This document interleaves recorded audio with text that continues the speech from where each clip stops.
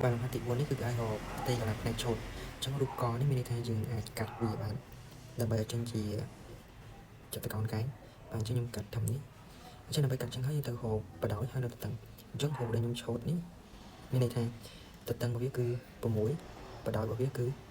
12បាទហើយចំណែកហូបដែលផ្ដេកនេះមានន័យថាបដោយរបស់វានេះគឺស្មើនឹងយើងយក20នេះដក6នេះចេញទៅអញ្ចឹងយើងឃើញគឺស្មើនឹង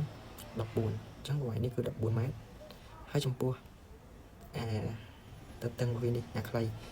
មានន័យថាយើងស្គាល់នេះ12ហើយអញ្ចឹងយើងដក7ចឹងទៅអញ្ចឹងនៅអានេះនៅសល់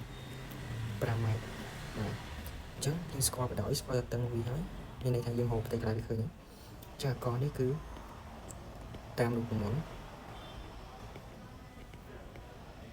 បាទតាមរូបមន្ត a ចតុកោណកែងគឺរូបមន្តវា a គុណនឹង3បាទតែដោយសាររូបនេះវាមាន2អញ្ចឹងខ្ញុំដាក់ a គុណនឹង3ហើយបូក c គុណឲ្យ d បាទដោយ a ស្មើខ្ញុំយករូបនេះមុនអញ្ចឹង a ស្មើនឹង12ម៉ែត្រ b ស្មើនឹង6ម៉ែត្រហើយ c ស្មើនឹង14ម៉ែត្រហើយ d ស្មើនឹង5ម៉ែត្រនោះ a យើងស្មើនឹង12ម៉ែត្រគុណនឹង6ម៉ែត្របូកជាមួយនឹង14ម៉ែត្រគុណនឹង5ម៉ែត្រអញ្ចឹងស្មើនឹងអានេះគុណទៅបាន72ម៉ែត្រគុណម៉ែត្របាទបូកជាមួយនឹង70ម៉ែត្រគុណម៉ែត្រម៉ែត្រការ៉េស្មើ142ម៉ែត្រការ៉េបាទរូបនេះផ្ទៃកន្លះផ្នែកចូលស្មើនឹង142ម៉ែត្រការ៉េ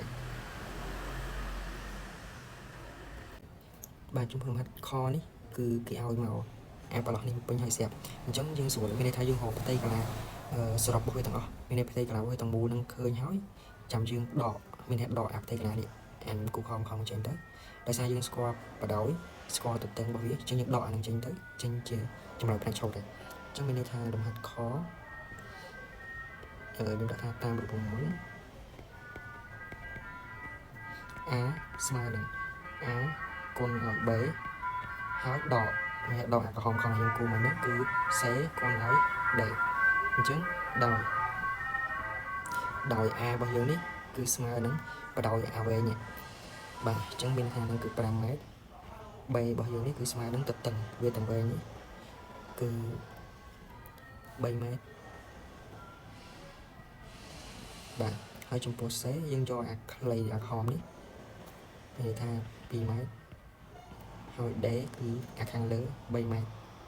បាទនោះ a ស្មើនឹង5ម៉ែត្រគុណនឹង3ម៉ែត្រដកជាមួយនឹង2ម៉ែត្រគុណនឹង3ម៉ែត្របាទចឹងនេះយើងគុណទៅបាន15ម៉ែត្រការ៉េដកហើយ